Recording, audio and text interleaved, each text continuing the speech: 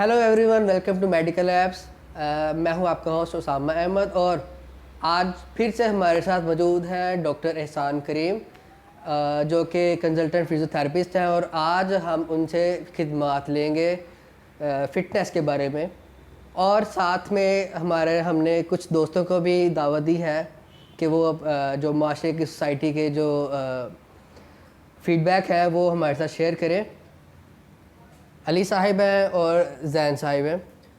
तो जैसा कि आप सबको पता है कि पिछले चंद दिनों से काफ़ी दिनों से डॉक्टर एहसान करीम के साथ हमारे मुख्तलिफ जो दर्द हैं, पट्ठों के दर्द हैं या कमर दर्द है, गर्दन का दर्द है, उस पर हमारे सेशंस पहले से मौजूद हैं और उसके बारे में जो हमारे जो व्यूवर्स हैं, हमारे नाजरीन हैं, उनके क्या तासरात हैं, आज वो हम डिस्कस करेंगे। तो सबसे पहले तो आप सबका बहुत शुक्रिया हमारे चैनल को वक्त देने के लिए। डॉक्टर साहब, सबसे पहले तो मैं आपसे बात करना करूँगा। आपने हर वीडियो में इस बात का जिक्र किया कि आप बगैर किसी मेडिसिन और सर्जरी के जो है मुख्तलिफ अमराज हैं पट्ठों के, आप वो हल करते हैं। तो कोई ऐसा तरीका मौजूद है जिससे आप जो है फिजियोथेरेपी के बगैर भी अपने जो जो बीमारियां हैं, वो जो पट्ठों के जो दर्द होती हैं, उनको आप हल कर सकते हैं, उनको आने से रोक सकते हैं? कोई ऐसा तरीका मौजूद है? जी वालेकुम सलाम। जी Usama, thank you very much. हाँ, बड़ा इंटरेस्टिंग और बहुत ही अच्छा एक टॉपिक है कि आप सही कह रहे हैं कि मैंने हर सेशन में कहा कि बग़ैर मेडिसिन, बग़ैर सर्जरी के आप कमर का दर्द है या कोई भी जिस्म में दर्द है उससे छुटकारा ले सकते हैं, और बग़ैर फिज़ियोथेरेपी के भी कैसे फिट रहा जा सकता है, वो हमारा आज का मेन टॉपिक है। अब देखें, प्रॉपर फिटनेस के लिए बॉडी का हर एक हिस्सा हेल्दी होना बहुत ज़रूरी है। A sound body has a sound mind. एक सेहतमंद जो जिस्म है, सेहतमंद जिस्म में ही सेहतमंद दिमाग होता है। अब जो फिटनेस है, ये सिर्फ और सिर्फ फिटनेस जो है फिज़िकल फिटनेस नहीं होता। फिटनेस की भी टाइप्स हैं। फिज़िकल फिटनेस है, मेंटल फिटनेस है, सोशल फिटनेस है, स्पिरिचुअल फिटनेस है। ये सारी फिटनेस है और ये इसी से आपकी सेहत और हेल्दी लाइफ स्टार्ट होती है। प्रॉब्लम्स कब आती हैं कि हम रूटीन में, माशरे में सिर्फ और सिर्फ अपना दिमाग अगर हमारा फ्रेश है तो हम कहते हैं कि हम फिट हैं। हम फिज़िकल अगर हमारे डोले शोले बने हुए हैं, बड़ा बड़ा बल्कि सा जिस्म है, तो हम कहते हैं कि हम फिट हैं। ये चीज़ें जो हमारे अपने स्टैंडर्ड हैं अपने आप को फिट रखने के, ये गलत है। हमारा हेड टू टो, सर से लेकर पाँव तक, अगर एक एक बॉडी पार्ट हेल्दी नहीं है तो हम प्रॉपर फिट नहीं है, हमारी बॉडी फिट नहीं है। तो इसमें ये है कि हम अगर फिजियोथेरेपी के भी बगैर, कि फिजियोथेरेपी की भी ज़रूरत ना पड़े, दवाइयों की, अपने आप को मेंटेन कैसे रख सकते हैं। हमारा माशरा, बड़े अफसोस से कहना पड़ता है कि सबसे ज़्यादा जो मस्कुलोस्केलेटल डिसऑर्डर के जो लोग आ रहे हैं हमारे पास, जो पेशेंट आ रहे हैं, यंग जनरेशन उसमें शामिल है। तो हालांकि ये था कि एज के साथ साथ, जैसे जैसे उम्र बढ़ती है, एज के साथ साथ जो ओल्ड एज पीपल हैं, ऐसे लोग जो कि 40-50 अबव हैं, उनमें आहिस्ता आहिस्ता कॉम्प्लिकेशन स्टार्ट होना शुरू होती थी बहुत पुराने वक्तों में। लेकिन अब क्या है, हमारा मैट्रिक के जो स्टूडेंट्स हैं, लास्ट टाइम 6 महीने पहले मैंने एक पेशेंट, फीमेल पेशेंट ठीक किया जो कि 9th क्लास की स्टूडेंट थी। तो उसको भी ऐसे सर्वाइकल स्पैज्म हो गया ना, और गर्दन में ऐसे मूव नहीं कर रही। तो 2-3 सेशन में ड्राई नीडलिंग से, मुख्तलिफ मोडेलिटी से हमने उनको ठीक किया। प्रॉब्लम ये है कि अब हमारे मस्कुलोस्केलेटल जो डिसऑर्डर्स हैं यंगस्टर्स में भी आ रहे हैं, यंग एज में, बिलो 30 में back pain, cervical pain, disc bulge, sciatica और बहुत सारे कॉम्प्लिकेशंस आ रही हैं।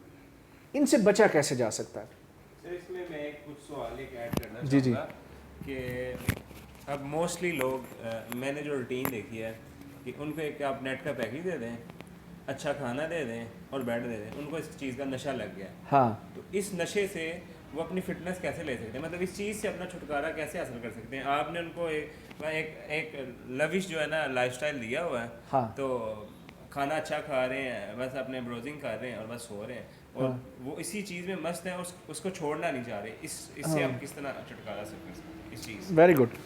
अब देखें, हमारे जैन भाई ने भी बहुत अच्छा कहा कि अगर उनको नेट पैकेज है, फुल फैसिलिटीज़ हैं, कमरे में बंद हैं, खाना उनको सही मिल रहा है और वो फिट हैं और कहते हैं कि हम बड़े सुकून में हैं, अब वो सोशली डिप्राइव्ड हैं, they are not being in contact with the society, कि वो दोस्तों से नहीं मिल रहे, एक कमरे में बंद हैं। हाँ, वो मेंटली तो एक्टिव हैं कुछ अरसे के लिए। हाँ, अगर आपको मोबाइल की, नेट की, स्क्रीन की एडिक्शन हो जाती है तो ये फिर कॉम्प्लिकेशंस जाते हैं। अब कॉम्प्लिकेशन क्या होती है कॉम्प्लिकेशंस? अब देखें रूटीन में क्या है कि मोबाइल फ़ोन यूज़ है, यही पोस्चर आपने मेंटेन रखा है कम अज़ कम कोई 3 घंटे के लिए, ये मैं कम अज़ कम कह रहा हूँ। लेकिन हमारे जो यंगस्टर्स हैं, इवन हमारे जो बच्चे हैं, जो स्कूल गोइंग बच्चे हैं, मतलब जैसे ही वो स्कूल से आते हैं सारा दिन उनको मोबाइल फ़ोन में लगे रहते हैं, कभी कौन सी गेम, वीडियोज़ और एंड ऑल दैट थिंग्स। हालांकि वो कर क्या रहे हैं, अपने आप को फ्रेश कर रहे हैं कि मैं मेंटली फ्रेश हो जाऊंगा, फ़नी वीडियोस देखूंगा, मैं दिमागी रिलैक्स हो जाऊंगा, कि मुख्तलिफ लेक्चर सुनूंगा। ऐसा नहीं है। आपने अपने आप को फ्रेश करना है, मेंटली रिलैक्स करना है, लेकिन आप मोबाइल फ़ोन यूज़ कर रहे हैं। Very stupid thing. Screen addiction, हाँ, आपने 1-2 मिनट के लिए अपने आप को इंजॉय करने के लिए देखा, दैट इज़ गुड। लेकिन अगर आप उसको, excess of everything is bad, कि ज़्यादती किसी भी चीज़ की है वो ख़तरनाक है। कि अगर आप मोबाइल फ़ोन पे लगे हुए हैं, आपका पोस्चर नहीं मेंटेन हो रहा है ना, आप ऐसे जब बैठे हैं तो पता नहीं कहाँ से कहाँ चले गए, पता ही नहीं चला। आपको क्या होगा? अब देखें, कुदरती तौर पर आपकी जो, अब हम मेन टॉपिक पे आ रहे हैं, जो आपकी रीढ़ की हड्डी है, जो स्पाइन है, उसमें कुदरती तौर पे अल्लाह ने 4 कर्व रखी हैं। गर्दन में अलग कर्व आती है, छाती जो आपकी थॉरेक्स है, छाती है, उसमें एक कर्व है, आपकी लो बैक पे एक कर्व है, पेट में एक कर्व है। तो ये 3-4 उसमें कर्व मेंटेन होती हैं। अगर वो कर्व थोड़ी सी भी ख़राब हुई तो आपको कॉम्प्लिकेशन स्टार्ट होना शुरू हो जाएंगी। तो आप ऐसे बैठना शुरू कर दिया ज़्यादा देर, 2-4 महीने, 5 महीने, 6 महीने रूटीन में रहे, तो आपका पोस्चर ऐसे हो जाएगा। फिर आप ऐसे भी नहीं देख पाएंगे, ऐसे भी नहीं देख पाएंगे, ऐसे ही रहेंगे। अब कैसे? फिर हम वो लोग आते हैं इतना अर्सा दवाइयाँ खाने के बाद, फिजियोथेरेपी के बाद, सर जी मेरी गर्दन ऐ नहीं होती, तो ऐ नहीं होती। प्रॉब्लम क्या है? हम क्या करते हैं? फिजियोथेरेपी मसल रिलैक्स किए, पोस्चर मेंटेन कराया, ऐसा ऐसा पेशेंट इंप्रूव होना शुरू। अगर हम ये अपना पोस्चर खुद घर में बैठ के अगर अपना पोस्चर मेंटेन रखें, अपनी चारों कर्व मेंटेन रखें, बैठने का सही पोस्चर ये है, खड़े होने का एक प्रॉपर पोस्चर है कि आप प्रॉपर दरमियान में, पाँव के दरमियान में स्पेस रख के खड़े हों, 10 मिनट से ज़्यादा एक जगह पे खड़े ना हों, थोड़ी सी वॉक कर लें, अपने आप को मूव कर लें। प्रॉब्लम्स कहाँ पे आती हैं? सॉरी टू इंटरप्ट, एक क्वेश्चन है मेरा। जैसा कि आपने पहले बताया कि जो पोस्चर है अप टू 3 आवर्स, यही पोस्चर जो है आपने बताया कि इसको मेंटेन रखने से वो फिजियोथेरेपी की ज़रूरत पड़ती है। कॉम्प्लिकेशंस आती हैं। हाँ, कॉम्प्लिकेशंस आती हैं। तो एक यंग जनरेशन के तरफ से मैं आपसे एक सवाल करता हूँ कि सारा मसला पोस्चर का। एग्जैक्टली। तो अच्छा, ऐसे तो यंग जनरेशन कहेंगे कि हम पोस्चर हम चेंज करेंगे, हाँ लेकिन वो हमें एडिक्शन हमने वो कंटिन्यू करनी है। हाँ। तो इसके डिफेंस में आप क्या कहेंगे? आप देखें, वही ना कि ज़रूरी है कि हम उसे छोड़ नहीं सकते। हाँ जी। आप देखें, ये है कि अगर आपने मोबाइल फ़ोन यूज़ करना है तो मतलब ये आपने सही पोस्चर में आप अपने आप को इसे मेंटेन करके थोड़ी देर के लिए आप ऐसे यूज़ कर सकते हैं। लेकिन ये है कि पोस्चर मेंटेन रखेंगे, उतनी देर नहीं बैठ सकते, फिर उल्टा आइस पर भी असर पड़ सकता है, आपकी आई साइड वीक हो जाती है, बहुत सारी कॉम्प्लिकेशन चली जाती हैं जी। जनरल बॉडी फिटनेस का एक सिंपल सा एक असूल है। आपकी बॉडी में 206 हड्डियाँ हैं, 6000 से लगभग कुछ काफ़ी मसल्स हैं। अगर आप रूटीन में आपकी बॉडी का हर एक जोड़, हर एक जॉइंट अगर डेली बेसिस पे मूव कर रहा है, जो उसकी प्रॉपर एक नॉर्मल रोटेशन है, मूवमेंट है, वो मेंटेन कर रहा है, तो कभी भी आपको कॉम्प्लिकेशंस नहीं आएंगी। अफसोस की बात यह है कि यंग जनरेशन में भी ओस्टियोआर्थराइटिस के चेंजेस देखने को मिले हैं, ओस्टियोपोरोटिक चेंजेस मिले हैं, घुटने जिसमें में दर्द हड्डियां होता कमज़ोर होना शुरू हो जाती हैं और जोड़ों के दरमियान में स्पेसेस कम हो रही हैं, कॉम्प्लिकेशंस बहुत आ रही हैं। तो भाइयों एक बात जहन में रखें कि आप एक छोटा सा कॉन्सेप्ट जो मैंने आपको बताया कि आपकी बॉडी में जितने भी जोड़ हैं, जितने भी मसल्स हैं, वो डेली बेसिस पे मूव करने चाहिए, उनमें हरकत करनी होनी चाहिए। अब ये है, इससे क्या होता है जब आप मूव करते हैं या आप जब एक्सरसाइज करते हैं तो उससे होता क्या है, सारी गेम ब्लड सर्कुलेशन की है, ब्लड सर्कुलेशन की। अगर कोई ऐसा जोड़ या मसल जिसको आप प्रॉपर उसकी ब्लड सर्कुलेशन है ही नहीं, मूव करेगा तो उसमें सर्कुलेशन अच्छी जाएगी। अब पाइप है, एक छोटी सी एग्जांपल ले ले, एक पाइप है जो इधर से पानी जाता है वहां तक जाता है, पाइप बस स्मूथ है, बिल्कुल सही है, तो पानी एक फ्लो के साथ निकल जाएगा। अगर उसमें खम है, बल है कहीं पे, तो पानी प्रॉपर सीधा सीधा तो वहां तक नहीं ना पहुंचेगा, नहीं जाएगा। नहीं पहुंचेगा। तो अगर वो बल ठीक कर दें तो पानी सही जाएगा, अपनी स्पीड से जाएगा। ये सारा फार्मूला जो है ना आपकी ब्लड सर्कुलेशन के साथ है। ये आपकी खून की जो नालियां हैं वो आपके पूरे जिस्म में एक खून की सप्लाई के पाइप्स हैं, मसल्स हैं, वो आपके पाइप को ताकत देते हैं कि वो सही खून सही जगह पे पहुंचाएं। अगर मसल्स पंप ही ख़राब हो गया तो ठीक तरीके से खून को अपनी जगह पर नहीं भेज सकता।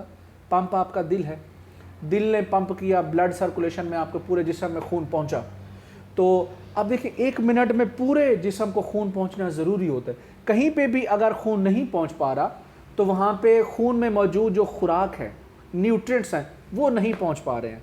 जब वो न्यूट्रिएंट्स नहीं पहुँच पा रहे हैं तो वहाँ पे ग्रोथ, जो इम्प्रूवमेंट के चांसेस होते हैं, जो ग्रोथ है या डेवलपमेंट है उस जगह की, तो वो नहीं, उसमें नहीं पहुँच पा रहे, न्यूट्रिएंट्स पहुँच ही नहीं पा रहे। तो वो वाला एरिया आहिस्ता आहिस्ता आहिस्ता हाइपोक्सीमिया होना शुरू हो जाएगा, ऑक्सीजन की कमी होना शुरू हो जाएगी, स्टिफ होना शुरू हो जाएगा और आहिस्ता आहिस्ता फिर पेन करना शुरू हो जाएगा। जब मसल स्टिफ होगा तो वो अपने साथ जुड़े हुए जोड़ को तंग करेगा, जोड़ खराब होगा तो आपका पोस्चर वैसे मेंटेन हो जाएगा, पोस्चर वैसे तो कॉम्प्लिकेशन एक से एक बढ़ती चली जाएगी। तो अगर आप वो फ्लो ठीक रखेंगे, अपने आप को एक्टिव हेल्दी रखेंगे, तो आप सारी कॉम्प्लिकेशन से बच सकते हैं। कोई और क्वेश्चन? ठीक है डॉक्टर साहब, बहुत अच्छा आपने एक्सप्लेन किया फिज़िकल हेल्थ को और यंग जनरेशन्स के जो प्रॉब्लम्स हैं उन सब को आपने डिटेल से एक्सप्लेन किया।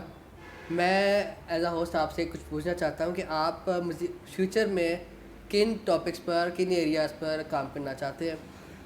अच्छा देखिए, जो मेरी फर्दर स्पेशलिटी जो है वो दिल और फेफड़ों पे है, वेरी यूनिक, अभी माशरे में इतना है ही नहीं।